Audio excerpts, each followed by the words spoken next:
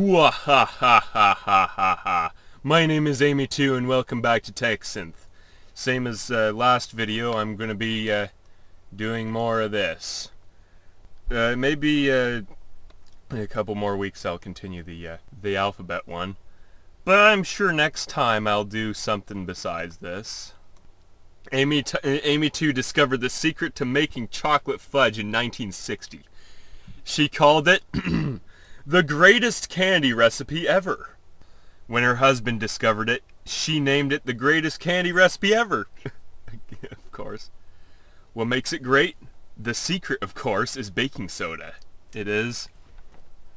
Amy's fudge has some extra secret ingredients. 1 cup of milk, 8 ounces of chocolate, you can use semi-sweet, 1 teaspoon vanilla, 6 tablespoons of light corn syrup, 2 tablespoons of butter, 4 to 5 tablespoons of baking soda. What? What in the world? Mix all of the ingredients together until it is as smooth as possible and pour into a mold. A few months later, as Amy was in the process of making fudge, she realized she forgot to add her secret ingredient of buttermilk. She made another batch of fudge without the buttermilk, and it came out dry. She put the first batch of fudge in a box. When her husband showed her a box of fudge in the shape of a horse, she knew that her husband had found her fudge. But her husband had not. She had forgotten to add a cup of milk to the recipe. That's not a good thing. Amy began a new job as a teacher at a local elementary school. What? As her students and students' parents were not home for dinner that night, Amy's husband and some of her students were able to enjoy the fudge Amy had put into the school's lunch. That is the first time fudge had been served to children for dinner. But because Amy forgot to add the buttermilk, the school principal brought the fudge to school the next day. When Amy realized what happened, she went back to the shop and showed the manager how it had been made. She gave him a lesson in chocolate making. She also gave him her recipe for making fudge. I thought this was a secret recipe. He took the fudge back to school. What in the world is this? Holy cow. Amy too discovered the secret of her existence in that fateful hour when everything was laid out for her. Fateful hour? She had left the place where she would have been raised. What? And could not go back. Her parents had gone for a walk. They were out of the town because she was sick. She had passed out cold. What? Who had brought her here? It didn't matter anymore. She had been placed in the hands of a god. A god whose voice was in her. Who was as close to her as her heart. She would be safe. For the first time in a very long time, her life had felt safe. She turned back to her books. Books on every aspect of religion. She couldn't read anything. In fact, it took most of the time she had to find the place where she had left off. Every single day, her parents spent hours talking to her and asking her questions, getting her to talk about what she had read and seeing if what is this? And seeing if she could point to any patterns. Most of the time she could. Sometimes she couldn't. After hours of this, she had discovered what religion actually was. The Church of the Survivor. What? She had started reading the Bible. It was a book that did not speak to her face, but in her head. If she kept it in her head, she would know. And she would feel. And she would learn. And she would learn to recognize the patterns and find more books. Find more books? She would take more books with her on walks, read them at the kitchen table. She would write down whatever the story was that caught her attention. I hope it's just the name of the story. She had been at church for weeks now. Weeks of prayer, weeks of contemplation. And she couldn't understand what the elder was saying, but she understood. He was saying something, but it didn't sound like him. Maybe he was in a rage, and she was thinking of something else. And at the time, what in the world? What in the world is this?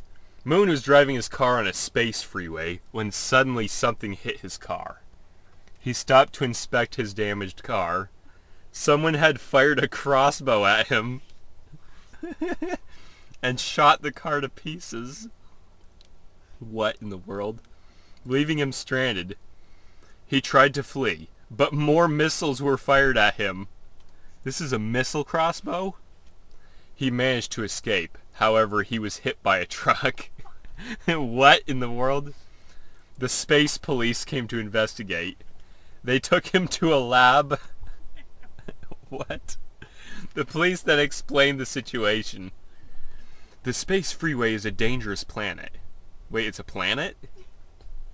And there is no proper police force here. Then who are you? We also don't have any kind of police force ourselves. Again, then what are you?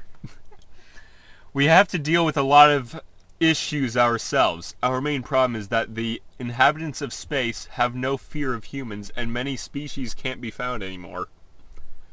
And the only kind of police you can trust is the space police. Wait, that doesn't even make any sense from what you were saying before. You got hit by a truck while trying to escape. Are you alright?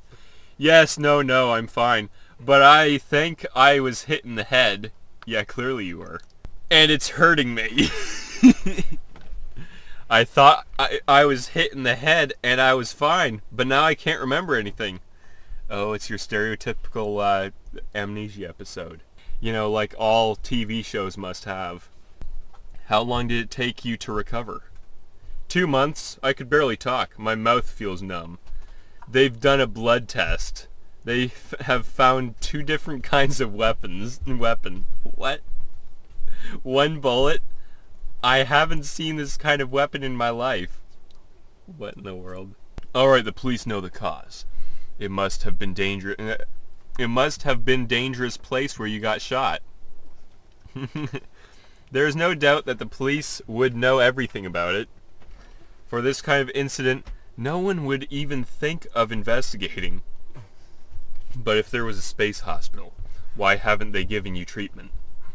I'm getting worse. The doctors have been doing tests on me. They found a problem in my genetic material. Yeah, that's incurable, dude. But so far, the problem doesn't affect my nervous system. They are trying to help me, but I don't know what's going on. I'm not supposed to tell anyone. I'm supposed to tell my family when I wake up. Why are you telling me? Are you alright? My name is Michael Angel. Michael Angel? I have just told you everything. I don't know why the people who rescued me came with me. I don't remember anything before I woke up. I can't remember anything. But I have to tell them the truth. Now, they have to know who I am. My past. I don't have any past. Is your head not getting better? No, it's been 3 months. The doctor said that my memory would come back, but so far nothing. I have to get up. Time is running out. What? What's the last thing you remember before you woke up here? He just said that it wasn't anything. The most disturbing thing was when I was shot, and the last thing I saw was I lying there dead. He remembers dying. Were you wounded by a bullet? Yes, they gave me some medicine, but I don't know what it is. I never had any problems with my memory. I remember everything, but the most disturbing thing I remember was being shot. They shot me in the left arm, and I got shot in the head and I died.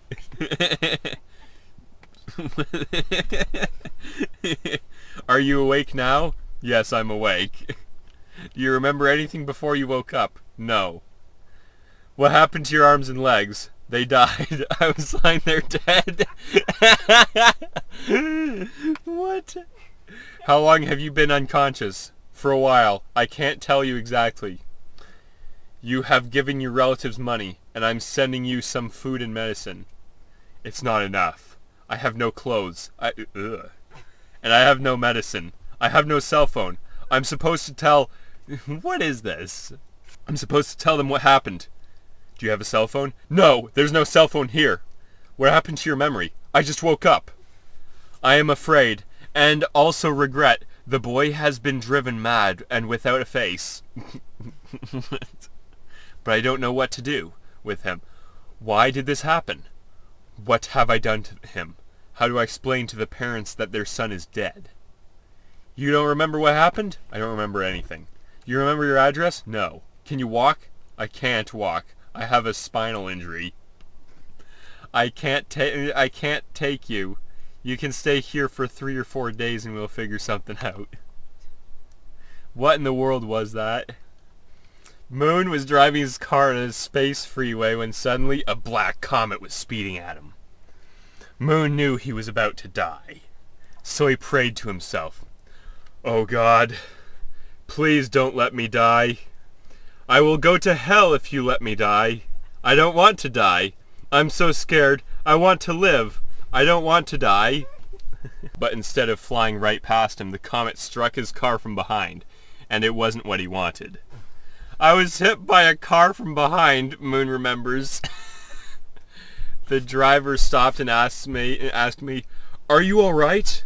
Then the driver looked into Moon's eyes, and he saw that he was a sinner. You're a condemned person, the driver said, and he pushed him over the guardrail. What? What in the world is this? That's how Moon started running for his life. And he survived? And he continued running for several days and weeks. In the end, he had 2 accidents, and so he had to flee from space. And he finally got to his spaceship and took off in the direction of Earth. He thought that it was there that he would be welcomed into the human race. But he was told that he couldn't survive on the planet. So Moon left and made his way back to Earth. I thought I'm not going to let you do this to me, he remembers. I'm going to give you all of my power and be your king so you can destroy the entire world of your world if you want to. What? But Moon figured he had won after all. Although Moon's story does not match the biblical account of creation, the description of the comet did fit the biblical Genesis account. One biblical description of the comet is that it came from the home of a troubled spirit, and it left a black trail of fire. Thus, the Bible refers to ... What in the world? We're getting a lot of religious ones this time. Slider found an eggplant growing in the ceiling of a laboratory they had rented. In a moment of inspiration, he called it Eggplant. He gave it the same number as the computer's CPU. I know, silly name, I know. The eggplant was growing along with the computer I wanted to build. What am I reading? I knew that one of the things the CPU was going to have to do, and the only thing that came to mind was grow vegetables. So that's what I named it. Slider also started with a very simple design. I didn't even know how to interface this. I just wanted to make it do exactly what I needed it to do. It was a very small, dumb, very simple computer. Slider says the design made it possible for him to learn about the intricacies of hardware design as the build progressed. All the other people with the big, really fancy CPUs I was working with had this complicated way of that. Slider found an eggplant growing in the ceiling of a laboratory. And then he found an earwig. Then he found a fly. And then he found a housefly. And he thought, that's the way of it. I'm an animal. I'm an insect. I am one of those. What? And so he began to think about insects. What is this? That afternoon he went to the public pool, where he met some children. He found it easy to talk to them because they were also animals. What in the world is this? I know a secret, he said to them. Just as you do, but my secret is bigger than yours. They didn't understand what he meant, but they accepted him. They began to play a game, hiding and finding. Oh, you mean hide and seek? And Slater was very good at it. Are you hiding? He said, and one of the children hid, and he began to shout, I see you, I see you! And the children found each other. Slater stayed until the pool closed, and then he was sick of children. What? This guy is a psychopath. And he went to bed, and he had a terrible headache, probably because he was freaking drunk. The next day, when he looked out the window, he saw a dark light. Dark light. And there was no light. He had lost his place in the world. And he knew that the world had lost him. What? And he knew that he had to go. And in all caps, the world's oldest and most crooked up Catholic lifestyle. What? I thought you'd hate me. The vicar's wife said. And Slater thought, no, no, no. I shall not hate you, for I love you dearly. And so, when the priest was in for an expensive surgical operation, the vicar's wife had some new glasses made, but they were not quite right. Slater asked for the new lenses, and the priest asked for his glasses back. Then Slater walked out of the church with his glasses when he went to bed. That night, he had a terrible headache. In the morning, the priest's wife said she loved him. What? And Slater said that he had loved her very much. Is this like some two-timing stuff here? But he was not very wise. Yeah, no kidding. And he had not known that she would be sick. And he was a fool. And a slave to the clergy?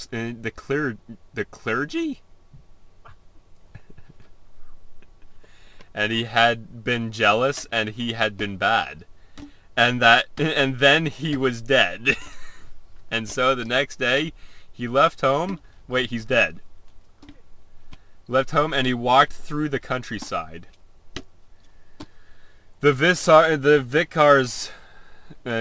vicar knew that his wife had made some blunders in the church, but she did not know what they were. And so he did not tell her. She was a rather clumsy-looking woman, so we know what blunders she made. She probably knocked some stuff over. And she looked every bit as if she might have gotten mixed up with another clergyman's wife. What? And might have got caught up in the terrible snare of a new clerical wife? What in the world is this? If she were caught in that trap, she would suffer as many awful pains as a woodcutter suffered. What?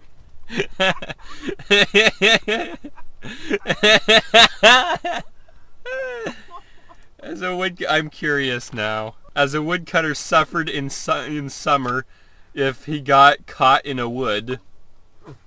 What? She was a woman of an austere sensibility.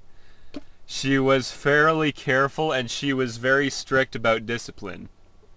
And she would administer limes, also papyrus, and some other things that are in short supply in Philadelphia. Everyone told her that papyrus, which is, I think, a high quality of paper, and I was one of those who said it. She cut it, she folded it, she turned it, she tucked it up. She did everything in the house that was necessary. She wrote it in the newspapers. What? She had a little journal that she kept, and she made 3 letters of an hour apiece. What? What? And she had a little key that she always carried about with her, and it would slip out of her hand, and when it was out, she would throw it up against the wall because she never put it back again. She was a sad, very sickly woman, and she had a husband. It always changes the description of the characters like 7 million times throughout the story. Big Boy, Buddy, and Glady were flying through space when they found a space locomotive. When the locomotive was approaching a planet, the 2 space travelers went on board. They all traveled together until they arrived at a planet called New Jupiter. There they discovered a very strange place where all the machines were made of wood. A very old and wise man, the same man that made all of the machines, was watching his creation work. He made a note in his log book that said, "I have made a giant robot. Now I need some more lumber." The robot he made was big, strong, and very powerful.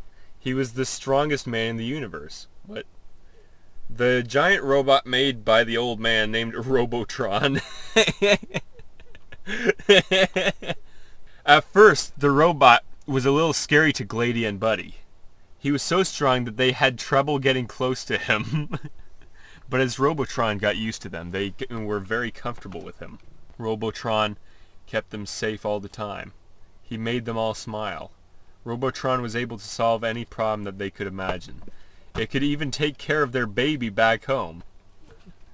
60 years later, the locomotive found a planet where robots now have the same rights as humans.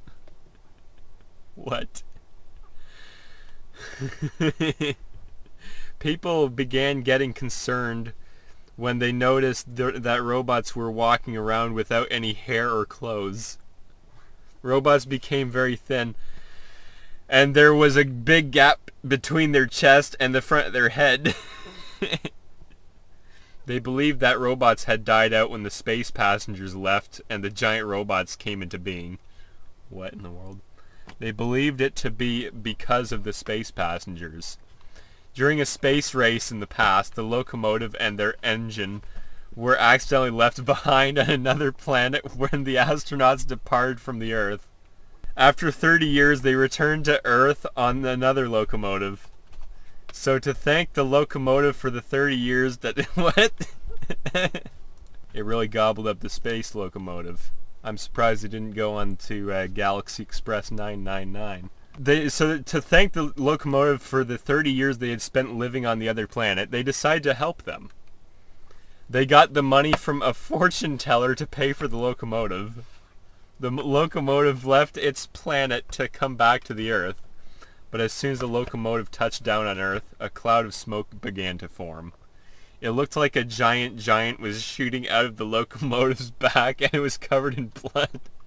What? A giant robot was born. What in the world? For that reason, the locomotive were able to keep the giant robot they built, but after a few months they had the robot with them. Robotron was about to do the same job as Glady and Buddy, but it was going to be different. Robotron would protect everybody on the train. Robotron. When the train left the planet, Robotron stayed in Gladia's belly. What the heck? What is with this? And what is with this AI and making Gladia be pregnant? Big Boy, Buddy, and Gladia were flying through space when they saw a Class 999 space locomotive. But there were still a few seconds before the time limit on the train's time dilation field was up. What? So they had time to jump on board. This is where the beginning of their stories came from. The train didn't care much for them, but they got to see a bit of space-time before the train left. So they decided to hop off. They went back home a couple 100 years later. Gladia, a female name, was not exactly sure where she had lived before. But her family seemed to have been traveling around space-time for a long time, if not centuries. So she could imagine where they lived before this moment.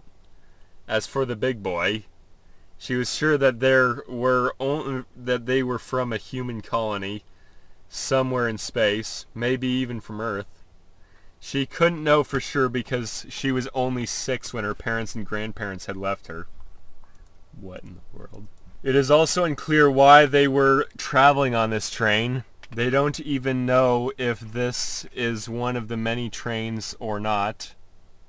What? But they traveled the route because a lot of people had passed this way before them. One thing was for sure. They didn't know where they were going. They just had to wait, see what was going to happen.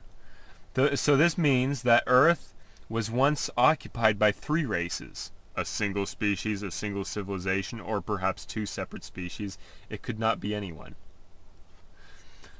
Who could have come here at different times? There were some other races on the planet in some form or another. And then all this quickly changed into Earth, becoming the home to only one race. We are not shown any other races, but we know that some were here too. Therefore, at the least, the Earth was once inhabited by 3 different races. Since Earth is a ringed planet, the light from the sun may have played a huge role in bringing them all to one place at the same time. Anyway, I'm gonna have to end this video here. If you liked it, please subscribe, like, comment, watch my other videos. Anyway, I'll see you in the next video. Bye.